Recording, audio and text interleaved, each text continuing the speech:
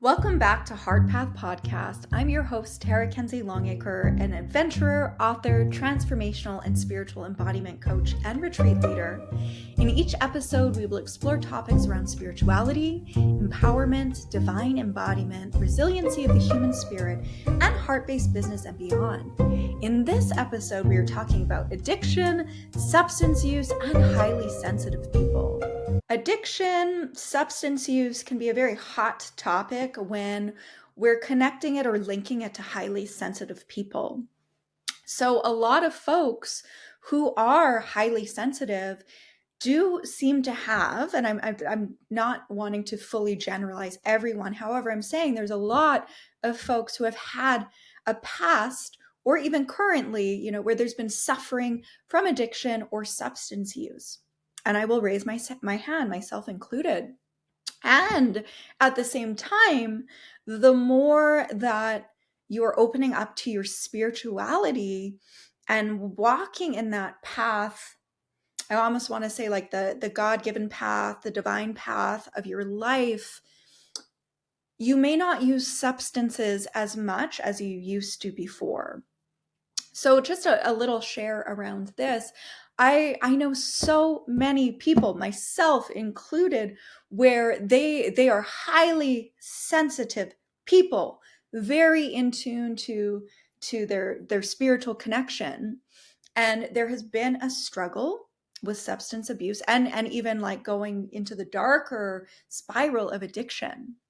And I know for myself, and once again, I can't speak for everyone else, so this is my experience. I know for myself from a very, very young age, I was picking up on things in my environment that wasn't perhaps quote unquote normal. Like I could see and feel and sense things that maybe other people weren't seeing or other people weren't feeling. And sometimes, and I believe I've probably talked about this, however, it can feel conflicting if you're a child and you're picking up on all of this, but you might not get that confirmation from your parents or just other people. Like that might not be their reality.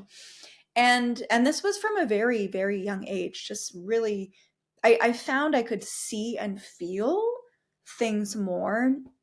And even as I grew older, so as I was growing up, it never really went away. And I found a lot of the things that I would see, a lot of things that I would see in those earlier years were scary. Like you don't have the words to describe it.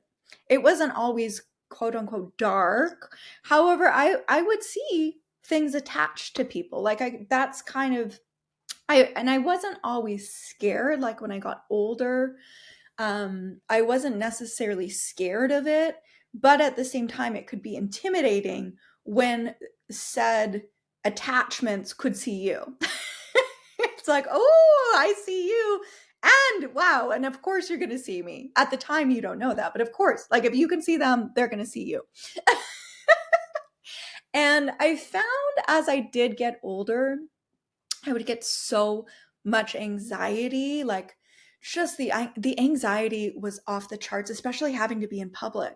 And once again, when you're a highly sensitive person, you're picking up on stuff in your environment that you might not understand or know that it's in your environment and internalize it, like thinking, oh, well, this has to be me. But so often it's just, I could feel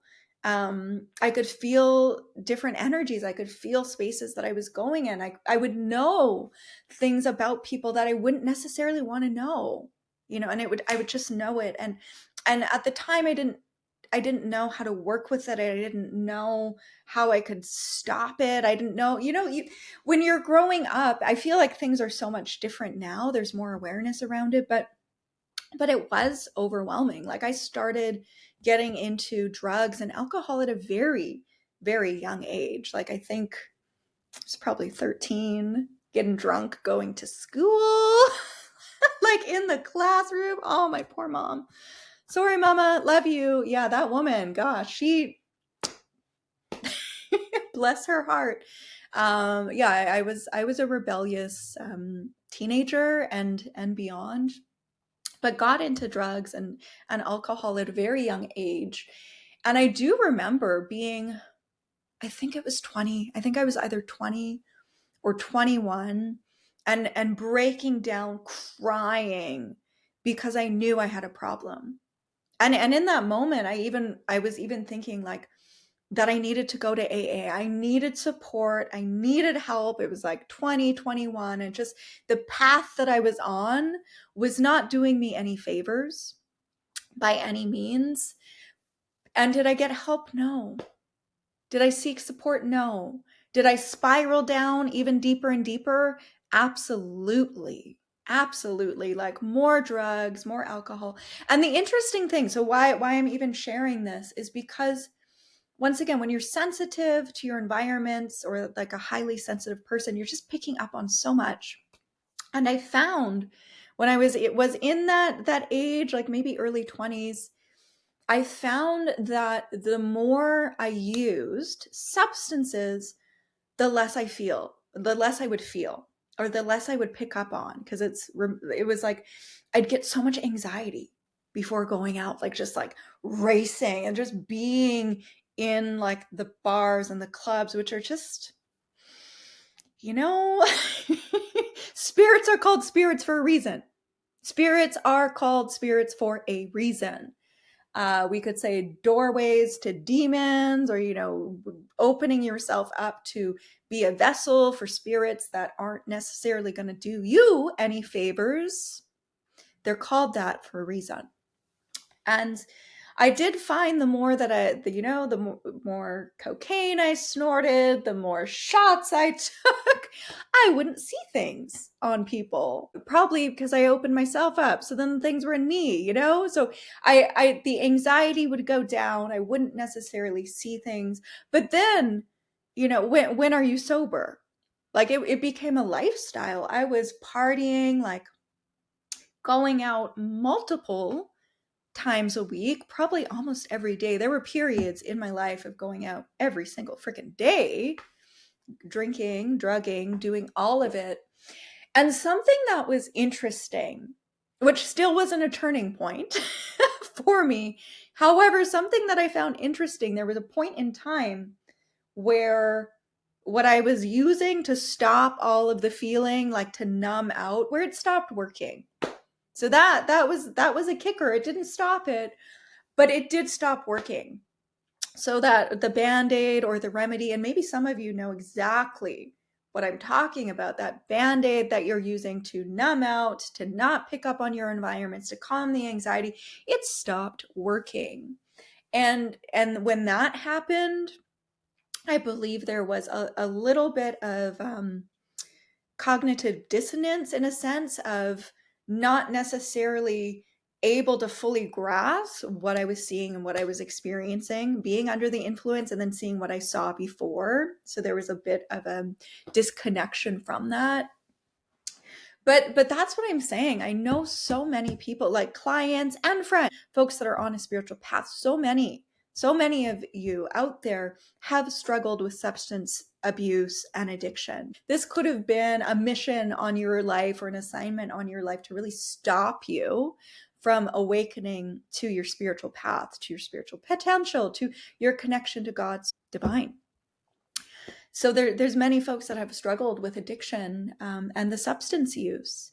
And I'm finding it very interesting now because, and once again, not to generalize and say everyone, however, it seems that the more that you are on your spiritual path, the more that you are connected to God, divine, the less substances even become a part of your life. And I am aware people use like the medicine ceremonies, plant medicine. I am aware that folks use that and might not look at it as substances. And there's this is where moderation with everything is very, very important, because I have also seen the flip side of that. And I'll just use ayahuasca as an example. I've done it once in my life. I keep hearing about it. I want to try it. It's like this transcendental experience, and I just want to try it. Like I don't know if it's a strength or a weakness or, to a fault. I will try anything at least once, like just to say, I've done it and this worked for me or not, or, I'm a very exploratory person and I like to have an open mind and an open heart and to try things. So anyway, I did try ayahuasca once, but there's like the flip of it where I also saw that these ceremonies might become a little bit of an addictive or a crutch. I've seen it happen. I've heard stories about it a lot. So, there is that fine balance of, is this being used as a ceremony, or is now like, are you doing ayahuasca every weekend? No judgment. These are questions to ask though. Are you doing it every weekend? Like, where is the spiritual work or living happening in between these ceremonies as well? Or is this a band-aid? You could even go into spiritual practices that become a band-aid, that are escaping from actually living the human experience, which we're here to do. There are these ceremonies that are intended for to not be destructive or not to be substance use, but sometimes it can go that way. And I do see, though, primarily from a lot of folks walking on the spiritual path, connected to God, divine, they're not necessarily using substances that much, or if at all. If at all. And once again, I was saying spirits are called spirits for a reason. So we could even say alcohol. Like, it just seems, from my experience personally and from others that I meet, the more that you're down the path of God divine, the further away you are from using substances. And for myself, like I said, there was addiction and just drugs and alcohol. And what makes someone quit or get to that bottom, rock bottom, will be different for everyone. Like, everybody's rock bottom is going to be different. And a huge learning curve for myself was to see that and to witness that and understand that, and then have compassion to other people, because they might not be able to quit like that. And I find, like, by the grace of God, source divine, I just am so grateful that to come out of that for me. Don't get me wrong, like, there were struggles with it, but when I knew, like, it was just the breaking point. I knew that the life that I was living, I could not keep living it. It was toxic. Relationships that I had were very toxic. Like, there was such destructive behavior. And I knew if I kept going that way, and it had been the majority of my life. Like, this is the thing. Like, there were many points in time where maybe, maybe I would have stopped. No. See, this is like, everybody's rock bottom is going to be different. Like, I'm so grateful to be alive as well, because there's some times where it's like, how am I still alive? Thank you. However, we're all going to have those different breaking points. And I believe for me, it was just this looking at my life, looking where I was living, like, just how I was feeling. I was in a place of despair. And I remember being in my apartment. I lived in Toronto, like off of Jarvis Street, and just, I was crying. I started crying, just knowing I can't keep living like this anymore. Like, this road is going to continue to lead me to destruction. Can't do this. And I felt like a shattering in my heart, like like a breaking, like, and I'm saying a shattering, but it was like an opening. In that moment, with the realization that I could not keep living that way, and that it was just like, all roads lead to destruction, what I was on. It was a shattering, but an opening. Like, like my heart felt like it was cracking open. And in that moment, God, source divine, that divine power came to me in that moment. and I can't even fully describe it. It was just like I was seeing, sensing, feeling like this light in my heart. So it was like shattering and at the same time opening and expanding. And I couldn't stop crying. Like it was just like I was wailing, wailing, and wailing. And in that moment, I knew, okay, there is more to this life than what I'm living, and I'm going to be open. Like that was even a catalyst for spiritual awakening, where I started going down rabbit holes of exploring spirituality and like from a more spiritualist approach. However, that opened the door, and I didn't do drugs. The alcohol was a little bit harder. Not gonna lie, like that was a little bit harder to break free from, but yeah, the drugs, like it just was like I have to stop. Like everything's changing. And then that did open up a series of events in my life to become sober. I can't say full sobriety, but to choose sobriety.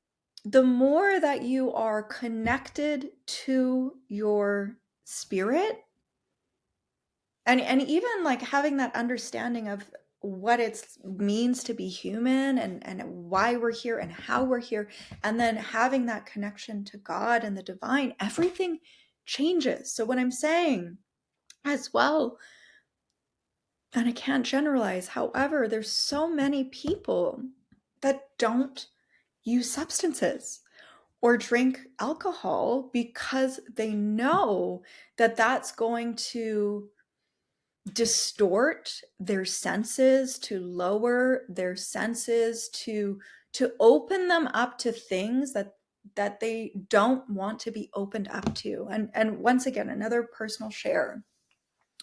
So I've been aware of this for years and years and years.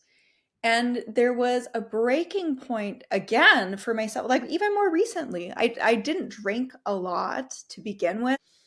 Fortunately for myself, in this journey of sober living, I could have a drink every now and then and not go on a downward spiral. So I do understand, some people that have a history of addiction, like you're sober and you're sober. There's no one drink. There's no, like, I get that. And so once again, feel very blessed for me to be able to have a drink every now and then. However, to also know that it could be very easy to spiral back, like to not be foolish enough to think that there couldn't be a spiral, is what I'm saying. When you love someone and you're connected to them and they suffer from addiction, you could also open yourself up to what they're connected to. So to be mindful of that as well.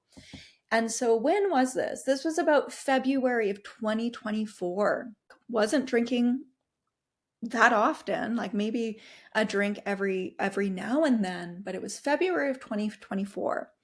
I was about to go to Mexico to host a retreat.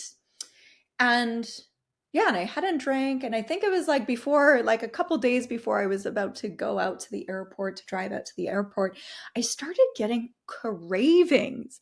It was insane. Insane. I don't get cravings for any alcohol, maybe like sweets. Sweets is another story. I like chocolate, okay? But yeah, I was getting cravings for alcohol. It was unhinged. I ended up leaving my house where I was living at the time and like going to a little coffee shop, and I got a coffee. I think I got some cookies because I was not about to go get any alcohol.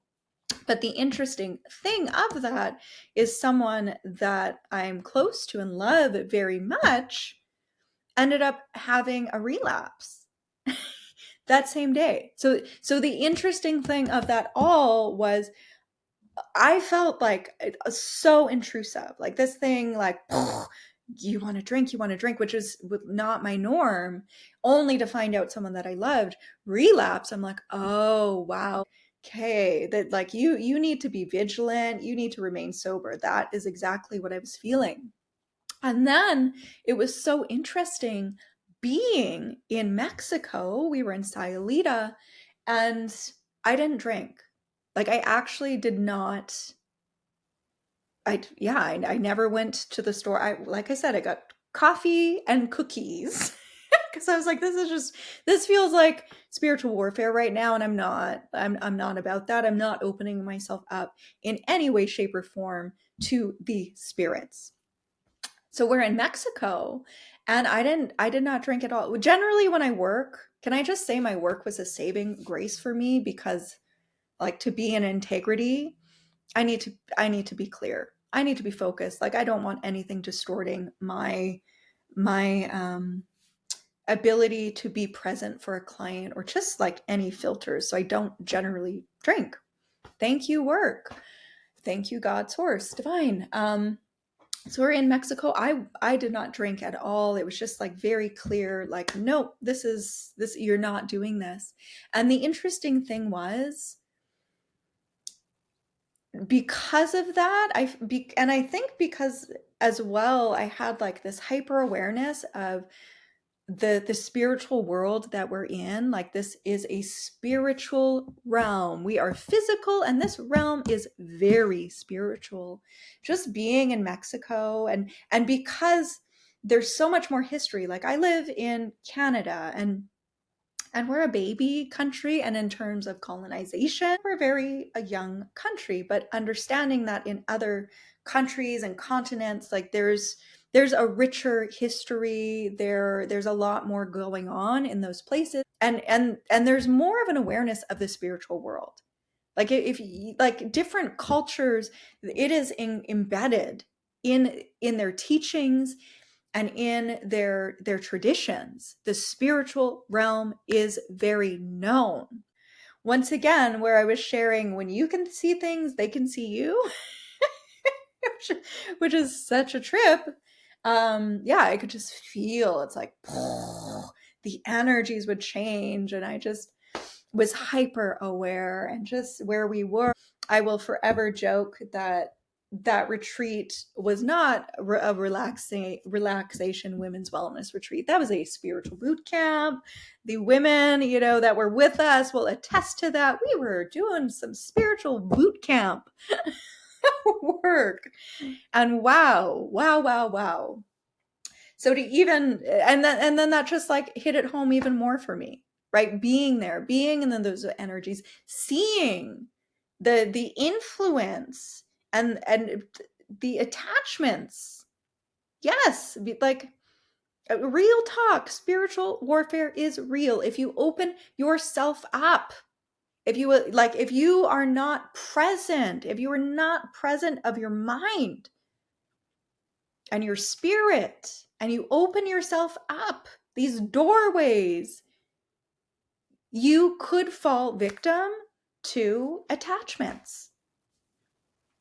We're in a real spiritual realm. Spiritual warfare is real. This happens. And just, I was walking on the streets, seeing it. Like, for me, I can feel, but I can like, with my eyes, spiritual sight, I can see attachments on people and within them. I see it. It's real. And from a very young age, and I'm going to share more of this. This is a different episode, but we're going to talk more about that in a future episode. So the February of 2024, I don't think I actually touched, didn't even have anything to drink again until October. I was in Ireland visiting with a friend and having a pint of Guinness. So that was a long period where I'm just like, no, we are not opening doors to spirits through spirits. And I find more and more, when you understand that, or that to be true, everything changes. You can see it for what it is. And that's another thing as well. The highly sensitive people, you can become more susceptible to substance use or to addiction, because you're picking up on everything in your environment, and you might not understand what it is, or why you feel specific ways, or you might just internalize so much, but it might not be yours. So we can talk about this, but how can we have ways to support you? Like if that is you right now, or if that has been you, I see you, we see you. It's like this acknowledgement of, yeah, the struggle is real. So even in curiosity, like if that was you, how did you get out of it? Like what was that tipping point for you to shift from the substance abuse? If you're in it right now, no judgment, right? Compassion, kindness to self. What are ways that, this addiction could be supporting you?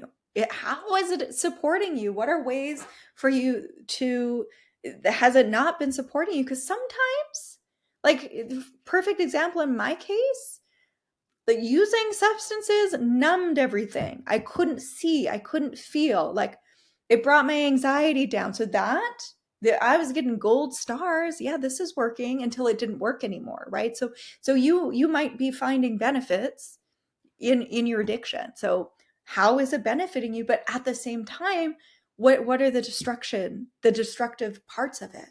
Because we know it's not only supporting you. What have you lost through it? So let's even look at this in terms of how to guard our hearts, to guard our minds, to guard our spiritual bodies that we have. Prayer. Hi. Yeah, prayer. Asking for support, praying to God. Please give me a strong mind. Allow me to have this strong will in this. Help me. Ask and pray for help. We don't have to do it alone. And so often it feels like we have to do it alone, but we don't have to do it alone. Are there support groups? Are there people that you can talk to? Are there even like those support call lines that you can talk to? And nothing will change unless you want it to change. That's why I said people's breaking points are going to be different for everyone, because I know people, they've lost their marriages, their families, their children, they've lost it all and still using. They've like where you would have thought you lost everything possible. But this is an inside job. Because what if you've got these beliefs that are destructive, that tell you you're worthless, that tell you you're nothing, that tell you you should be dead? Like these spirits or beliefs that are telling you that you're going to keep being on this road to destruction no matter what. So pray, ask for help in the spiritual, seek support, find support. There are wonderful programs out there that might be beneficial for you. You don't have to do it alone.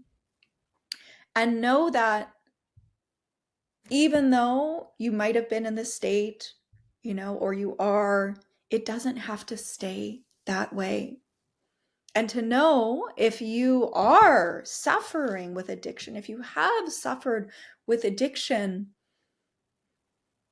like I said, these could be other influences, right? It could be unresolved trauma.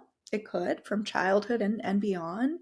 But then if we're looking at it in a spiritual battle way, you could have this assignment put on you and your life to keep you from fully opening up into that embodiment of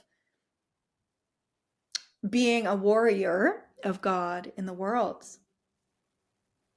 I'm going to repeat that again, to be that warrior of God in the world. So let's put our hands on our chest and on our hearts and take a couple deep breaths. And finding yourself, bringing your awareness and your focus into the chest and into the heart. And to bring forward this essence of gratitude. So to bring gratitude into your chest and into your heart for who you are, for your journey, everything that you have been through. For those of you that have struggled with substance use and addiction, to just really have compassion and forgiveness for yourself. For those of you that might still be in it, no judgment, to have compassion and forgiveness for yourself, and to remember that connection to the divine that is available to everyone. There is no gatekeeping God, okay? There is no gatekeeping God. The only one that can gatekeep God is you. We will be the gatekeepers of ourselves to God. That, like, God, source divine, is available to everyone. So remembering that divine connection, opening yourself up to that divine connection, to allow God, the divine, to work in your life in miraculous ways.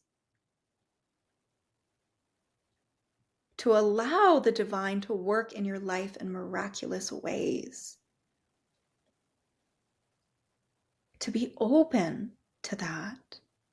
And to lovingly let go of any beliefs, known or unknown, that keep you in fear or that make you think it's not possible.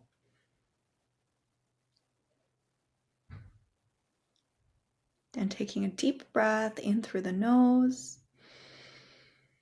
and out through the mouth.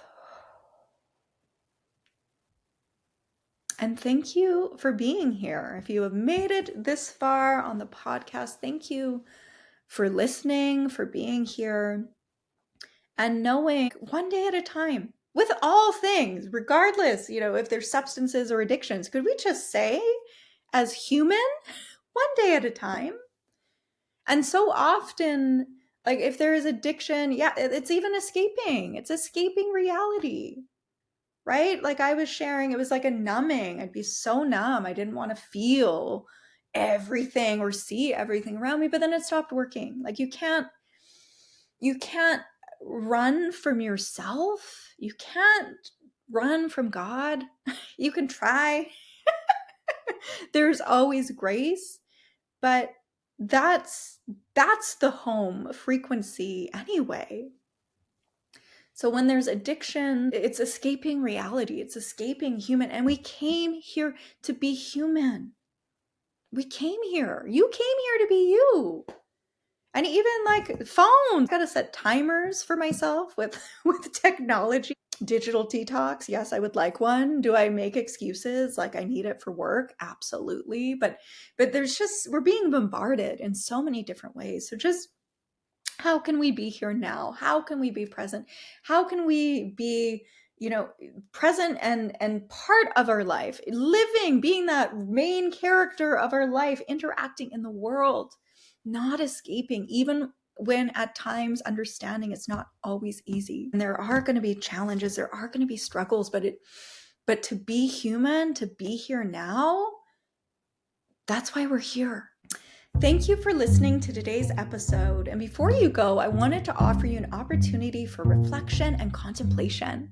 Was there anything in this episode that inspired you or that you can use in your life moving forward? If so, what was it? Was there something about this episode that made you feel uncomfortable, perhaps even triggered? Was there something that was brought up in this episode that made you feel seen and understood? Taking a moment to bring these reflections into the sacred space of your heart or to journal, and you can share how this episode impacted you with me on social media. I'd love to hear. If you enjoyed this episode, please share with a friend, like, subscribe. I appreciate you. Lots of love. Mwah!